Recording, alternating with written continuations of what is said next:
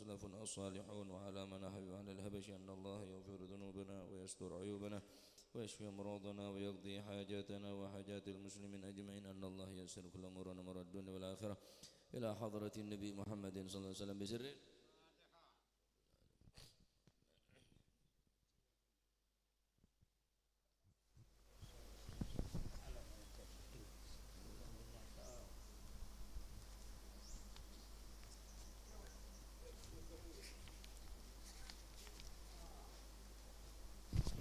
يا ربي صل على محمد شرف بدر في الكون أشراق يا ربي صل على محمد يا ربي صل عليه وسلم يا ربي صل على محمد كرم داع يدعو إلى الحق يا ربي صل على محمد يا ربي صل عليه وسلم يا ربي صل على محمد المصطفى الصادق المصدق يا ربي صل على محمد يا ربي صل عليه وسلم يا ربي صل على محمد حل الورى منطقا وصدا يا ربي صل على محمد يا ربي صل عليه وسلم يا ربي صل على محمد أفضل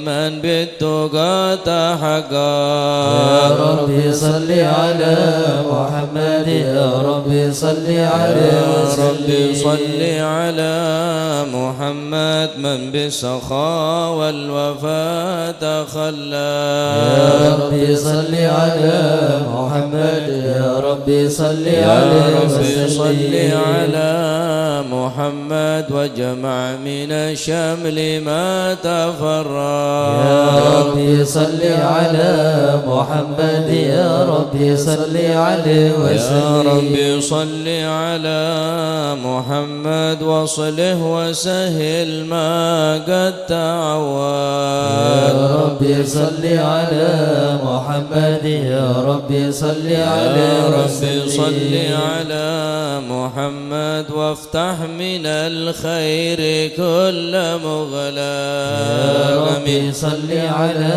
محمد يا ربي صل عليه وسلم يا ربي صل على محمد وآله ومن بالنبي تعلى يا ربي صل على محمد يا ربي صل عليه يا ربي وسلم صل على محمد وآله ومن للحبيب عشا يا ربي صل على محمد يا ربي صل عليه وسلم يا ربي صل على محمد ومن بحبل النبي توثى يا ربي صل على محمد يا ربي صل عليه يا وسلم ربي صل على محمد يا ربي صل عليه وسلم يا ربي صل على محمد يا ربي صل عليه وسلم اللهم صل وسلم وبارك عليه أعوذ بالله من الشيطان الرجيم بسم الله الرحمن الرحيم إنا فتحنا لك فتحا مبينا ليغفر لك الله ما تقدم من ذنبك وما تأخر ويتم نعمته عليك ويهديك صراطا مستقيما وينصرك الله نصرا عزيزا لقد جاءكم رسول من أنفسكم عزيز عليه ما عنتم حريص عليكم بالمؤمنين رؤوف رحيم فإن تولوا فقل حسبي الله لا إله إلا هو عليه توكلت وهو رب العرش العظيم يا عظيم إن الله وملائكته يصلون على النبي يا أيها الذين آمنوا صلوا عليه وسلموا تسليما اللهم صل وسلم وبارك عليه السلام عليك زين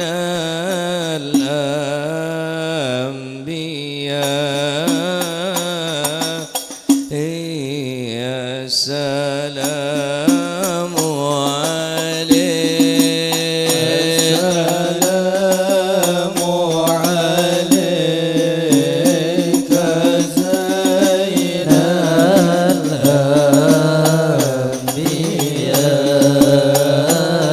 الأنبياء السلام عليك السلام عليك أتقى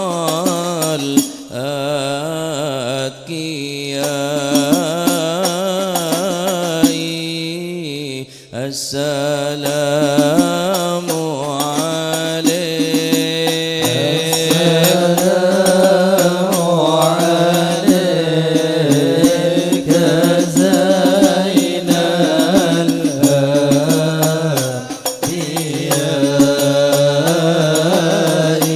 الأنبياء السلام عليك السلام عليك أصفى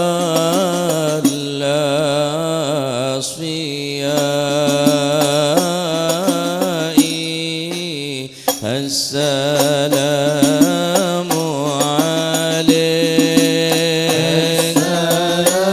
السلام عليك زين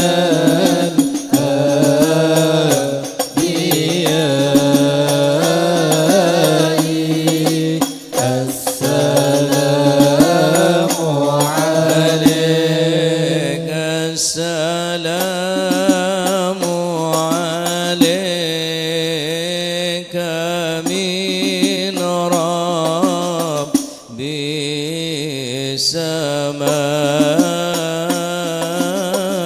السماء السلام عليك السلام عليك زين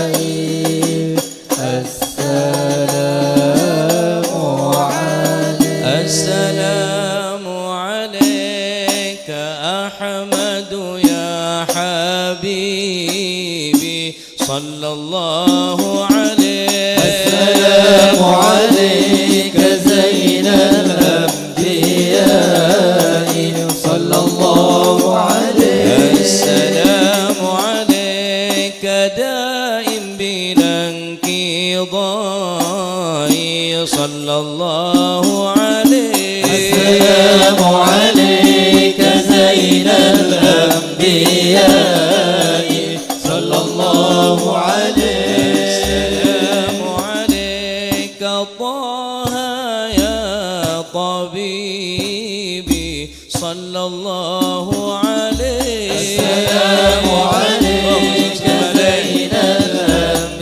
الأنبياء صلى الله عليه السلام عليك يا مسكي وطيبي صلى الله عليه السلام عليك زين الأنبياء صلى الله عليه السلام عليك طه يا طبيبي صلى الله عليه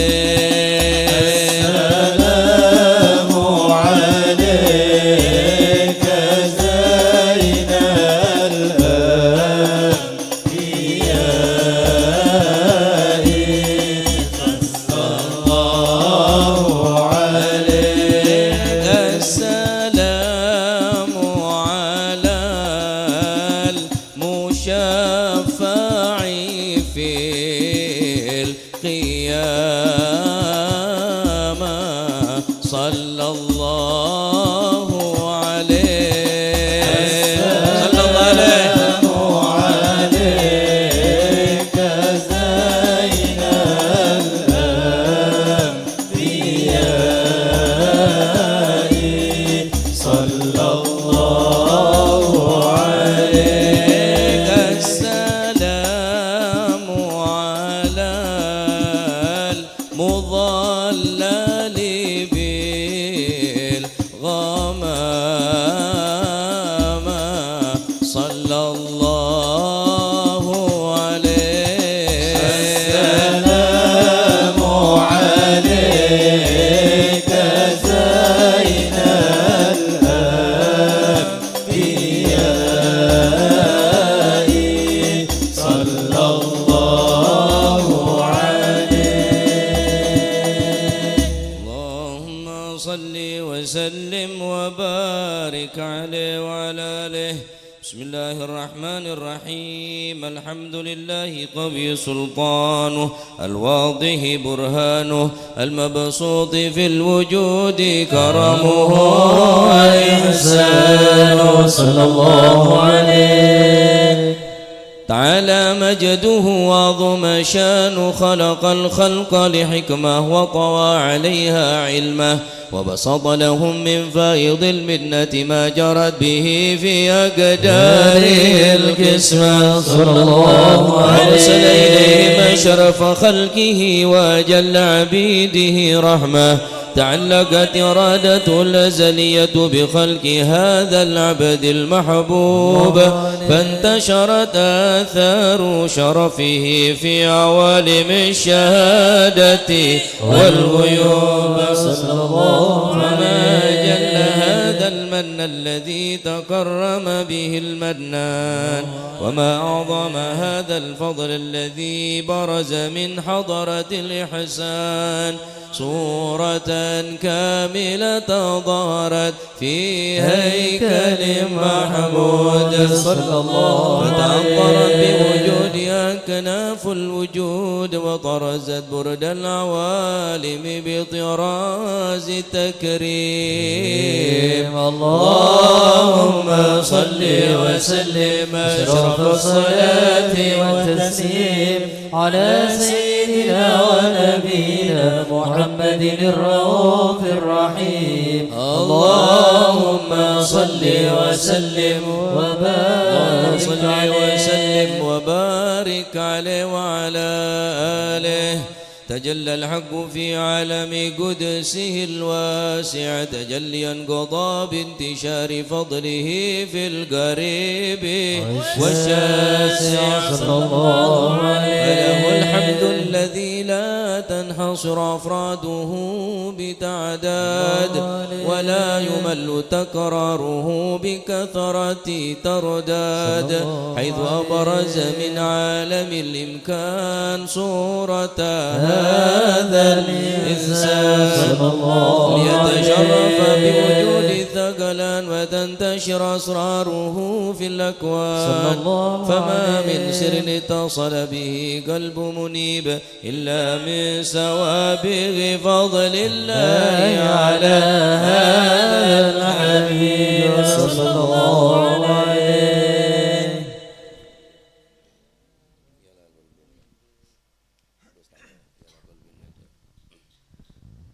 يا لقلب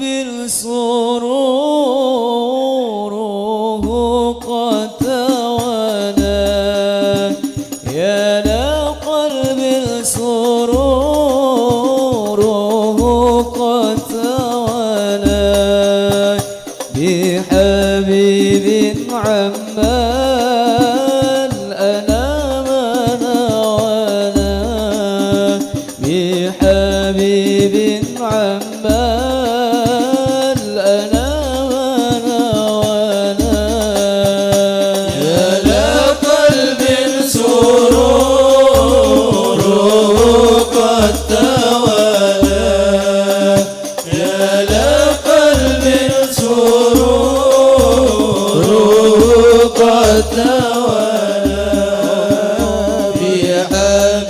بن عمار أنا ما نوانا بحبيب عمار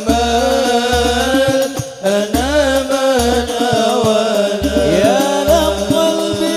يا لقلب سروره قد توالى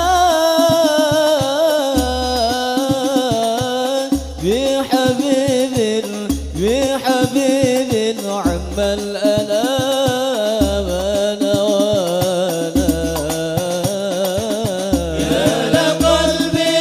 يا لقلب سروره قد توالى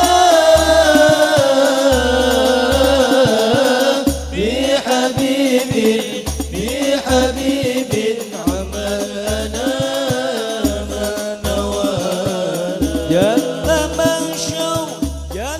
من شرف الوجود بنور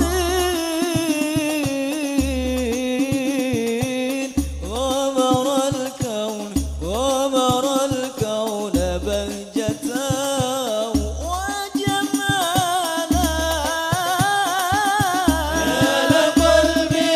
يا لقلب سروره قد توالى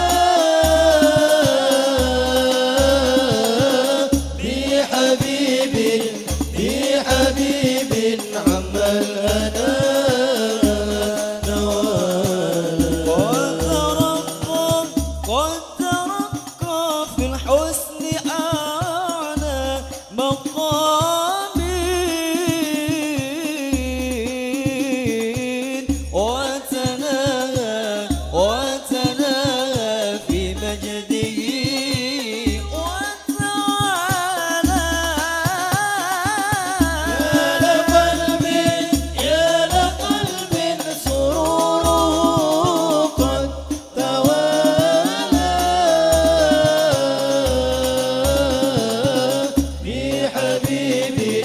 بحبيب عمل أنا نوانا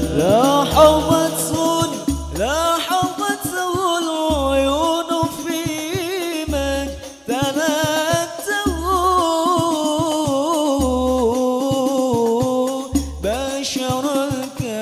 بشرك بلا يزيح الضلال يا لقلب سروره قد توالى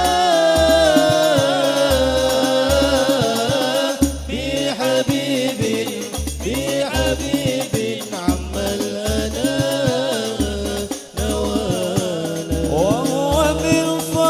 وهو من فوق علم ما قد رأته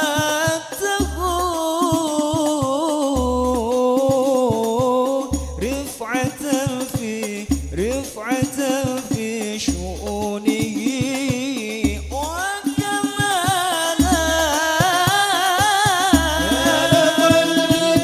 يا لقلب سروره قد توالى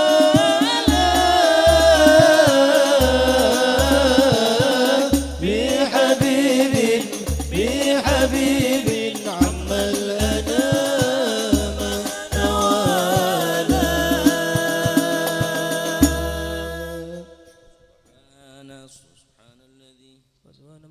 فسبحان الذي أبرز من حضرة الامتنان ما يعجز عن وصفه اللسان ويحار في تعقل معانيه الجنان صلى الله عليه انتشر منه في عالم البطون والظهور ما ملأ الوجود الخلقي نور فتبارك الله من إله كريم بشرتنا آياته في الذكر الحكيم ببشارة لقد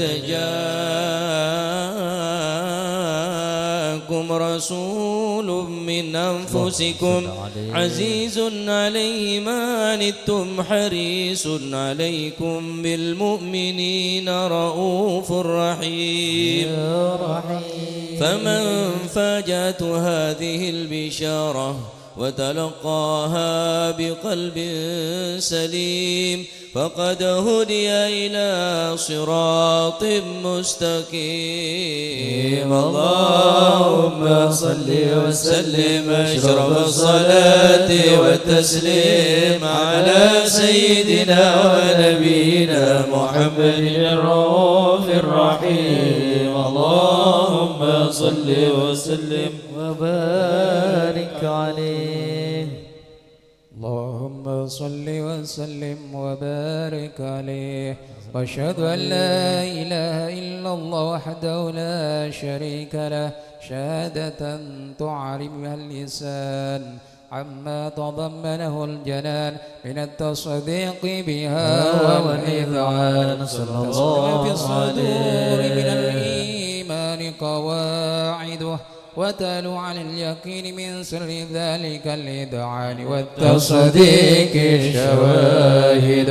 صلى الله أشهد أن سيدنا محمد العبد الصادق في قوله وفعله والبلغ عن الله ما أمره بتبليغ لخلقه من فرضه ونفله.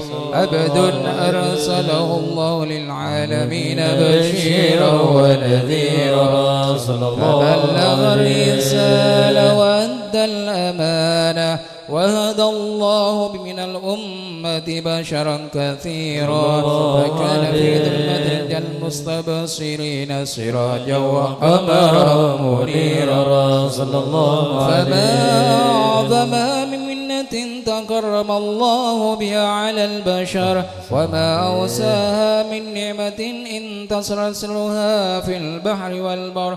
اللهم صل وسلم بأجل الصلوات وجمعها وأزكى التحيات وأوسعها على هذا العبد الذي وفى بحق العبودية وابرز فيها في هلة الكمال وقام بحق الربوبية في مواتن الخدمة لله وأقبل عليه غاية الإقبال. صلاة يتسيره المصلي عليه به فينبسط في قلب نور سر تعلقه به وحبه وينتبه بعناية الله في اسمه وعلى آله وصحبه الذين ارتقوا صهوة المجد بقربه. صلى الله عليه. أشرف الأصل بوده وحبه ما أطر الأكوان بنشر ذكراهم نسيم. اللهم صل وسلم أشرف الصلاة والتسليم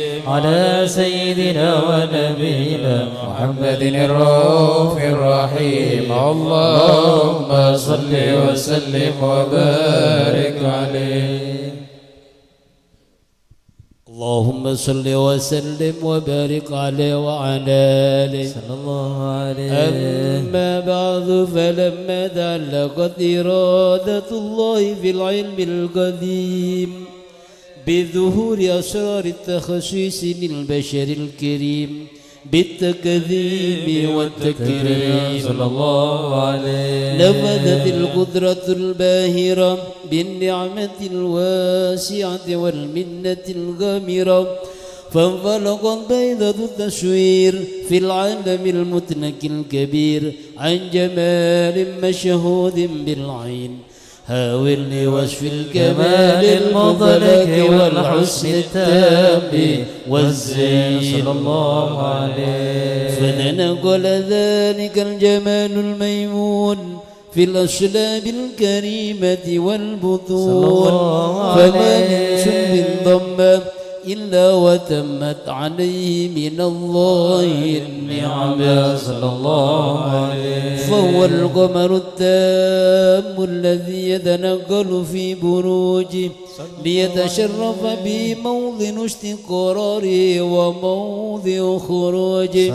وقد قضت الأقدار الأزلية بما قضت وأظهرت من سر هذا النور ما أظهرت وخصصت به من خصص صلى الله عليه. فكان مستقر في الأسلاب الباكرة والأرحام الشريفة الظاهرة حتى برز في عالم الشهادة بشرا لا كالبشر صلى الله عليه. ونورا حير الأفكار ذور وبار فذعلنا قدمة الراكم من هذه الحروف بأن يركب في هذا القرطاس ما هو لديه من عجائب ذلك النور معروف صلى الله عليه. وإن كانت الألسن التي فيه بعشر من شارع أوصاف ذلك الموصوف تشويقا للسامعين من خواص المؤمنين وترويحا للمتعلقين بهذا النور المبين صلى الله عليه. وإنا فأنا ضارب الأغنام عن شؤون خير الأنام ولكن هزني إلى تذوين ما حفظته من سير أشرف المخلوقين وما أكرم الله به في مولده من الفضل الذي عم العالمين صلى الله عليه. وبقيت رايته في الكون منشورة على مر الأيام والشهور والسنين داعي التعلق بهذه الحضرة الكريمة وداعي التشوق إلى سماع أوصافها العظيمة ولعل الله ينفع به المتكلم والسامع آمين. ويدخلني في شفاعة هذا النبي الشافع ويتروحان بروح ذلك النعيم. اللهم صل وسلم أشرف الصلاة والتسليم على سيدنا ونبينا محمد الرؤوف الرحيم. اللهم صل وسلم وبارك عليه. النبي صلوا عليه صلوات الله عليه وينال البركات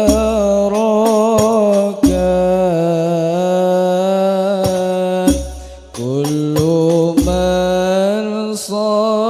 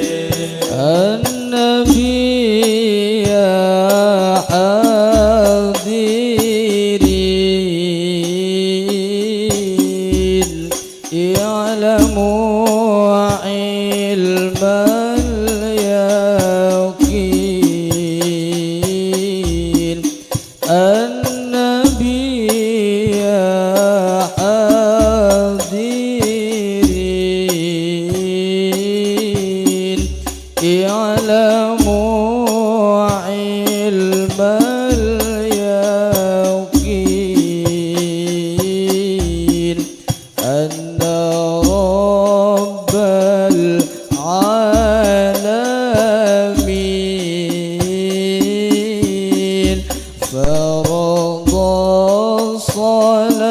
الصلوات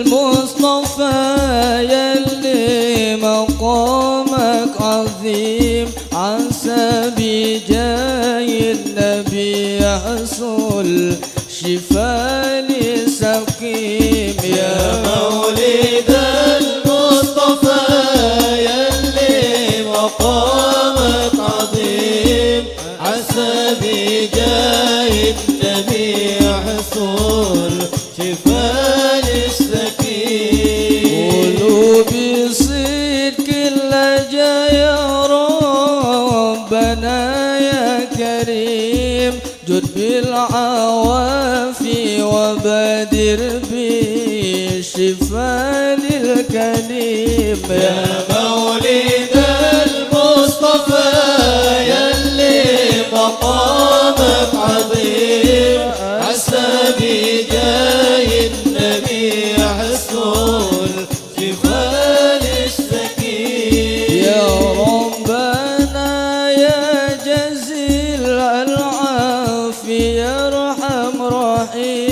جد بالعوافي ولا تكشف على العبد خيم يا مولد المصطفى يلي مقامك عظيم عسى بجاه النبي حصول شفاء السكين والعبد يلقاك يا مولاي بقلب سليم غريمنا المصطفى محسن ويكرم غريب يا مولد المصطفى يلي مقامك عظيم عسى بجاه النبي حصول شفاء السكين وأسلافنا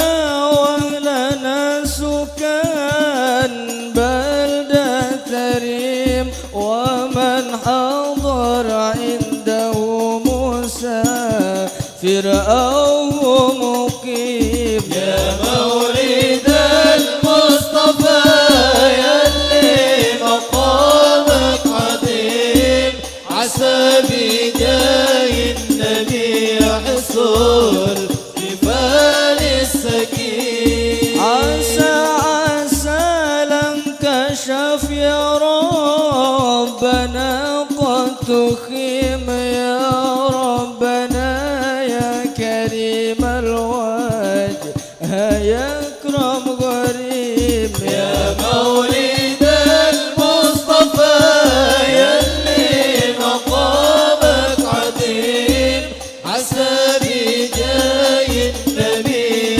حصول شفاء السكين جد بالشفاء والعوافي الذي هو سكيم يا رب يا حي يا قيوم وجودك عظيم يا مولد المصطفى يلي مقامك عظيم عسى بجاه النبي حصول شفاء السكين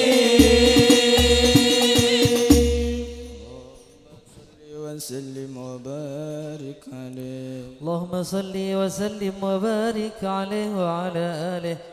وقد آن للقلم أن يخط ما حركته فيه الأنامل، ما استفاد الفهم من صفات هذا العبد المحبوب الكامل والشمائل التي أحسن الشمائل.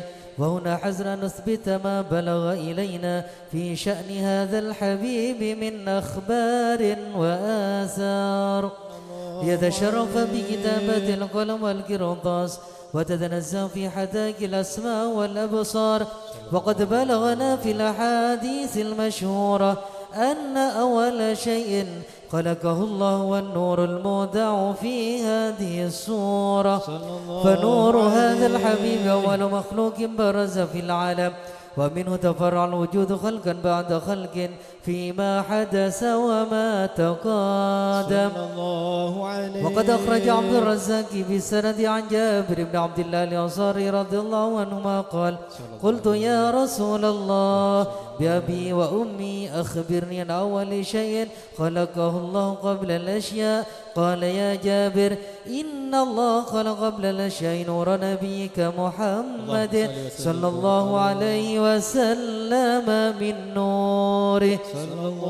وقد ورد من حديث أبي هريرة رضي الله عنه أنه قال: قال رسول الله صلى الله عليه وسلم: كنت أول النبيين في الخلق وآخرهم في البعث. صلى الله عليه. وقد تعددت الروايات بأنه أول الخلق وجودا وأشرف مولودا. ولما كانت السعادة الأبدية لها ملاحظة خفية اختصت من شاءت من البرية بكمال الخصوصية، فاستودعت هذا النور المبين أصلاب وبطون من شرفته من العالمين، فتنقل هذا النور من صلب آدم ونوح وإبراهيم حتى وصلت يد العلم القديم إلى من خصصت بالتكريم أبي الكريم عبد الله بن عبد المطلب ذي القدر العظيم وأمه التي هي في المخاوف آمنة السيدة الكريمة آمنة فتلقاه سلب عبد الله فألقاه إلى بطنها فضمت وحشوها بمعونة الله محافظة على حق هذه الدرة وصونها فحملته برعاية الله كما ورد عنها حملا خفيفا لا تجد له ثقلا ولا تشكو منه ألما ولا عللا حتى مر الشهر بعد الشهر من حمله وقرب وقت بروز العالم الشهادة لتنبسط على أهل هذا العالم فيوضات فضله وتنتشر في آثار مجده الصميم اللهم صل وسلم أشرف الصلاة والتسليم على سيدنا ونبينا محمد الرؤوف الرحيم اللهم صل وسلم وبارك عليه اللهم صل وسلم وبارك عليه ومنذ علقت به هذه الدرة المكنونة والجوهرة المصونة والكون كله يصبح ويمسي في سرور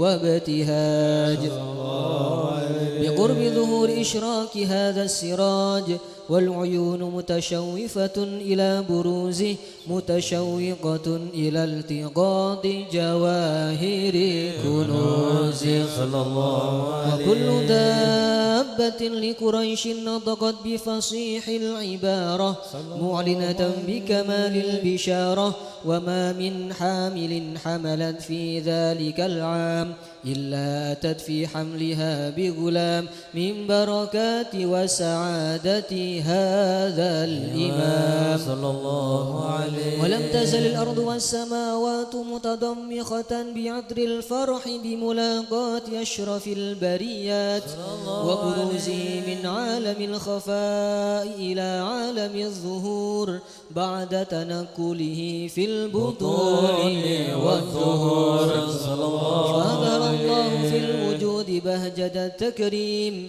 وبسط في العالم الكبير مائدة التشريف والتعظيم ببروز هذا البشر الكريم اللهم صل وسلم أشرف الصلاة والتسليم على سيدنا ونبينا محمد الرؤوف الرحيم اللهم صل وسلم وبارك اللهم صل وسلم وبارك عليه فحين قرب أوان وضع هذا الحبيب أعلنت السماوات والأرضون ومن فيهن بالترحيب وامطار الجود الإلهي على أهل الوجود تثج والسنة الملائكة بتبشير للعالمين تعي سبحان الله الحمد لله ولا إله إلا الله والله أكبر سبحان الله الحمد لله ولا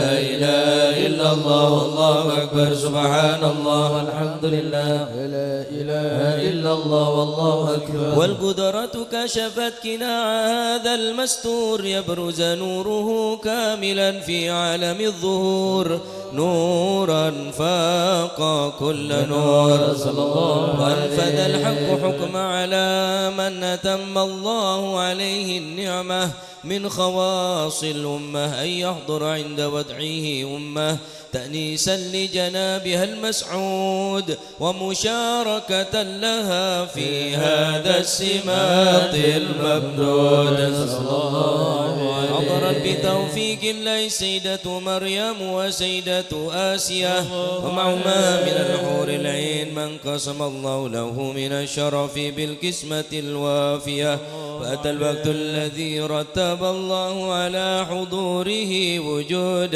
هذا المولود فانفلق صبح الكمال من النور عن عمود وبرز الحامد المحمود مذعنا لله بالتعظيم والسجود صلى الله على محمد صلى الله عليه وسلم صلى الله على محمد صلى الله عليه وسلم اللهم صل على محمد.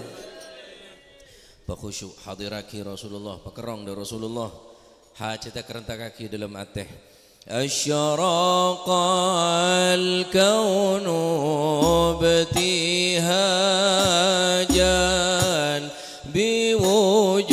biwujudil Mustafa Ahmad wali ahlil kauni unsun wa sururun qad tajadda ya Nabi salam alaika ya Rasul salam alaika ya Habib salam عليك صلوات الله عليك فاضربوا يا أهل المثاني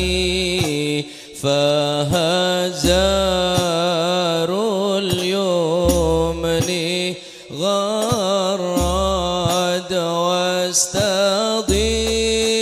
واستضيئوا بجمال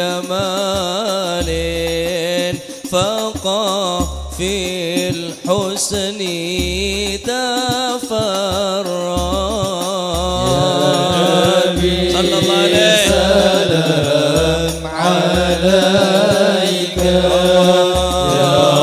رسول سلام عليك يا حبيب سلام عليك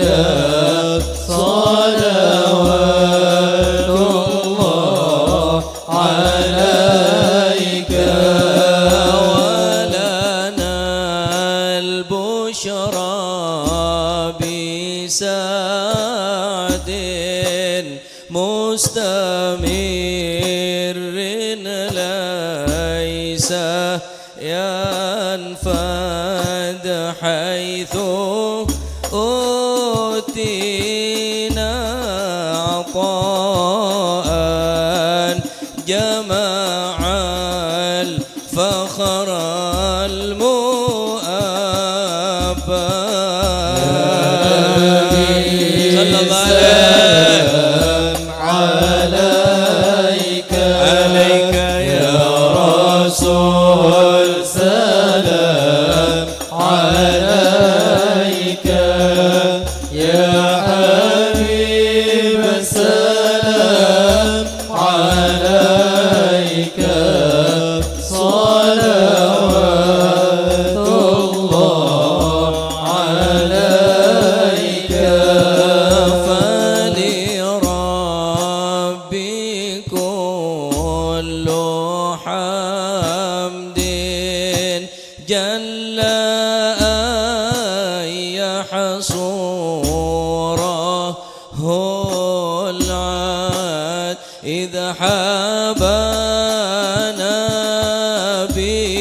بوجود المصطفى الهادي محمد صلى الله عليه صلى الله عليك يا رسول سلام عليك يا حبيب سلام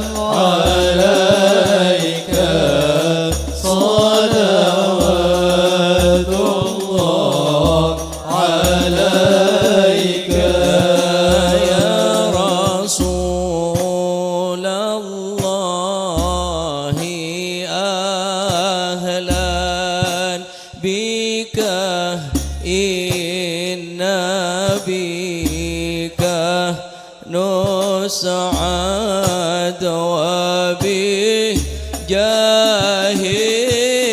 يا إلهي جد وبلغ كل مقصود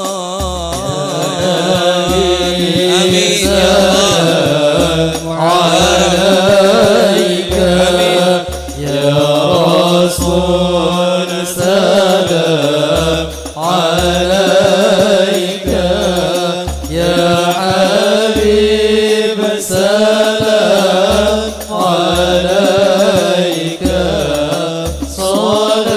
صلوات الله عليك واهدنا نهجا سبيلي كي به نسعد ونرشد ربي بلغنا بجاه الله بجوار يا رب آمين يا نبي سلام عليك يا رسول سلام عليك يا حبيب سلام عليك صلوات الله عليك اللهم صل على محمد أشرف الرسل محمد وسلام مستمر كل حين يتجدد طلع البدر علينا من ثنيات الوداع وجب الشكر علينا فدعا لله طلع البدر علينا من ثنيات الوداع وجب الشكر علينا ما دعا لله طلع البدر علينا ثنيات الوداع وجب الشكر علينا ما دعا لله مرحبا يا مرحبا يا نور العين مرحبا جد الحسين مرحبا مرحبا مرحبا يا مرحبا يا نور العين مرحبا جد الحسين مرحبا مرحبا واكرم الأرواح منا واكرم الأرواح منا بلقاء خير الأنام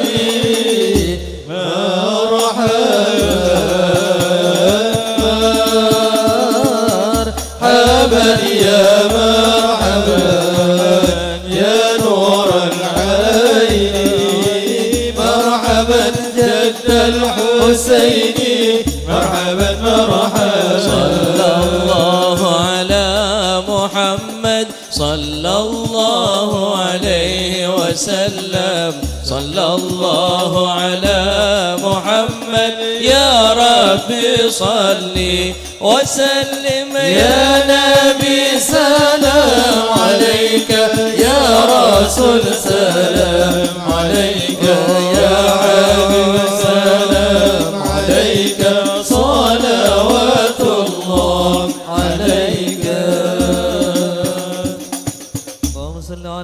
محمد.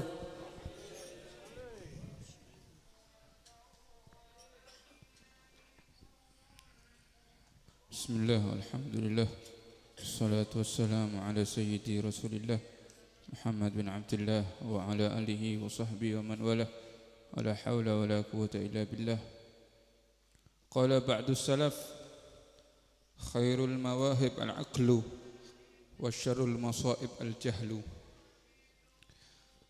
Berkata sebagian salaf, sebaik-baiknya pemberian dari Allah Subhanahu wa taala adalah akal, dan sejelek-jeleknya musibah adalah kebodohan.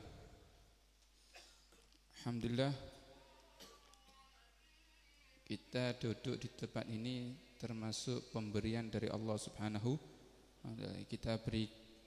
Kita gunakan akal kita untuk melakukan, untuk berzikir, untuk bersolawat kepada Nabi Muhammad sallallahu alaihi wasallam. Ini berarti mawahib, sebagus-bagusnya pemberian dari Allah adalah al-aqlu, akal, wa syarrul masaib, paling jubek-jubek musibah adalah al-jahlu, kebodohan. Tempat yang mulia, waktu yang mulia, area tempat kenangannya orang muljah nih Pak. Area musola kenangannya orang muljah, kenangannya Mbak Abdullah, tempatnya Kiai Khalil, tempatnya Kiai Masyhud, tempatnya Kiai Kusyairi. Waktu yang mulia, Kemis malam Jumat, waktunya maulid kepada Rasulullah SAW.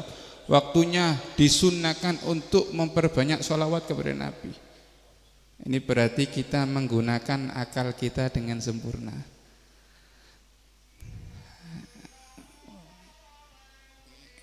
Kita lihat banyak orang yang waktu Kemis malam Jumat lalai kepada Allah banyak. Waktu Jumat, waktu yang mulia banyak sing lalai kepada Allah banyak. Ini berarti al-jahlu, berarti orang-orang yang bodoh. Makanya istiqomah. Kadang-kadang istiqomah ini berat ya. Kalau sampai nyari orang karomah banyak, sing sosah ya nyari orang istiqomah. Sebagian aulia itu mereka mendapatkan kedudukan yang tinggi semua karena istiqomah. Istiqomah duduk dalam majlis, istiqomah abajeng berjamaah dalam masjid, mereka akan mendapatkan kedudukan yang tinggi dari Allah Subhanahu wa taala. Kapan lagi kita rindu sama Nabi? Ya di tempat ini, Pak. Mon sampeyan tak mahal qiyam tak kira nangis. Mon pas waktu ini ditagih mekar baru nangis. Kalau di sini kan menangis karena rindu dengan Nabi Muhammad sallallahu alaihi wasallam. Wa krimil arwaha minna bilika khairil anami. Ya Allah, muliakanlah ruh-ruh kami dengan bertemu kekasih kami Muhammad sallallahu alaihi wasallam. Ketika semua lahirnya Nabi, semua mengatakan marhaban. Ibadah bi sampean marhaban marhaban ya nurul aini marhaban. Pas lahirnya Nabi, fahina garuba awan wad'i hadzal habib a'lanatis samawati wal arduna wa man fihinna bitarhib. Ketika mendekati lahirnya Kanjeng Nabi, bumi, langit semua mengatakan bitarhib, marhaban ya Rasulullah, selamat datang ya Rasulullah, selamat datang ya Rasulullah, selamat datang ya Rasulullah. Waktu ini, di tempat ini, hari ini kita juga mengatakan marhaban ya Rasulullah, selamat datang wahai kekasih kami Rasulullah sallallahu alaihi wasallam. Habib Ali itu kalau lagi sakit,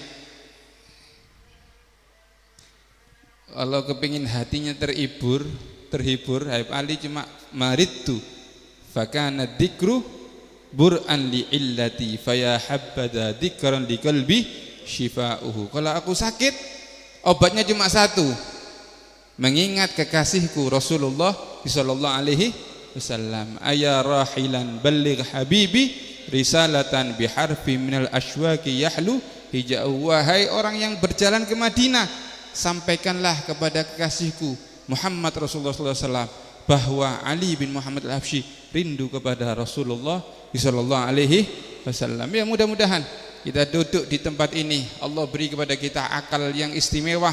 Mudah-mudahan kita marhaba di tempat ini. Nanti insyaallah kita mudah-mudahan marhaban ada di depan makam Rasulullah sallallahu alaihi wasallam. Amin Allahumma amin. Ya, mudah-mudahan umroh bareng ya. Gus Muhib kan buka travel.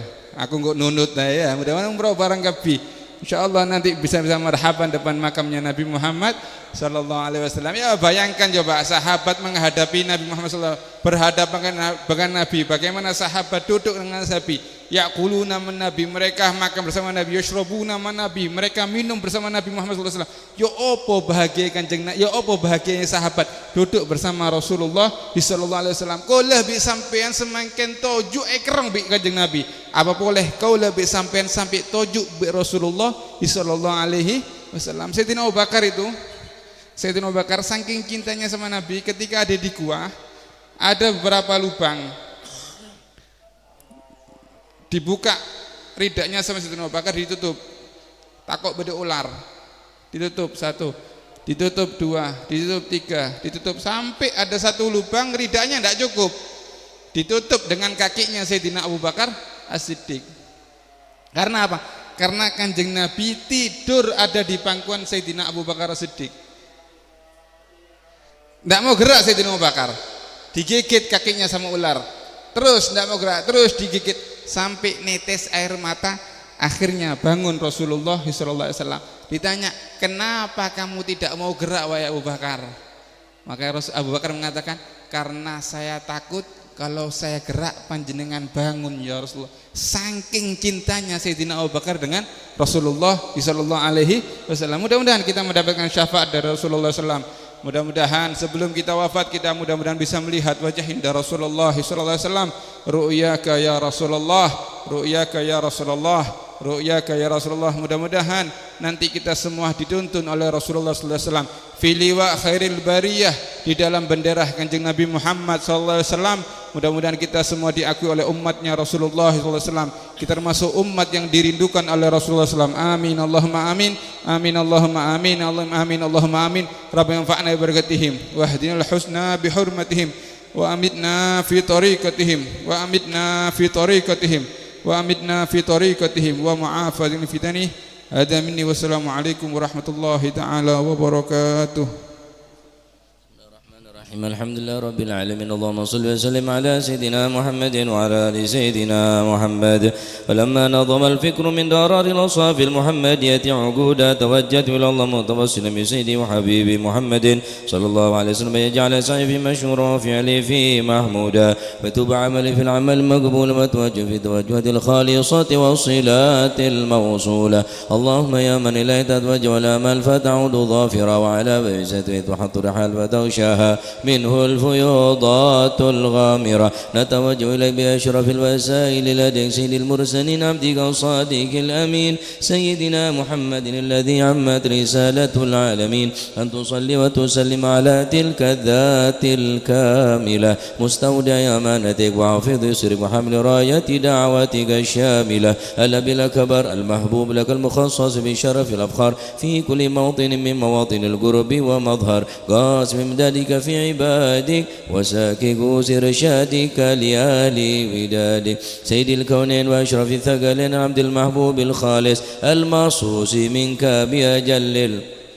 اللهم صل وسلم عليه وعلى اله وصحبه ونترات من احبابه. اللهم انا نقدم اليك جاه هذا النبي الكريم ونتوسل اليك بشرف مقامه ان تلاحظنا في حركاتنا وسكناتنا بعين عنايتك وتحفظنا في مطار وتقلباتنا برجميل رعايتك وحصينه، وأن تبلغنا من شرب القرب إلى هذا الحبيب غاية آمالنا وتتقبل منا ما تحركنا فيه من نياتنا تجعلنا ممن نصر هذا الحبيب ووازره ووالاه وظاهره وعم ببركات وشرجته أولادنا ووالي وأهل قدرنا وجميع المسلمين والمؤمنين في جميع الجهات وأديم راية الدين القويم في جميع أوطار المنشورة ومعالم الإسلام والإيمان بأهلها معمورة معنا واكشف اللهم كربة المكروبين وقضي دين المدينين واغفر للمذنبين وتقبل توبة وانشر رحمتك على عبادك المؤمنين أجمعين وفي شر المعتدين والظالمين وابسط العدل ولاة الحق في جميع النواحي والأقطار بدون بيد من عندك ونصر على المعاندين من المنافقين واجعلنا يا رب في الحصن الحصين من جميع في الهرز المكين من الذنوب وادمنا في العامل بطاعتك وصدق في خدمتك قائم وإذا توفيتنا فتوفنا مسلمين وختم لنا منك بخير صل وسلم على هذا الحبيب المحبوب للأجسام والأرواح والقلوب وعلى آله وصحبه ومن إليه منسوب وآخر دعوانا الحمد لله رب العالمين فضل سبحان ربك رب العزة عما يصفون سلام على المرسلين الحمد لله رب العالمين لا حضرة النبي محمد صلى الله عليه وسلم بسر الفاتحة.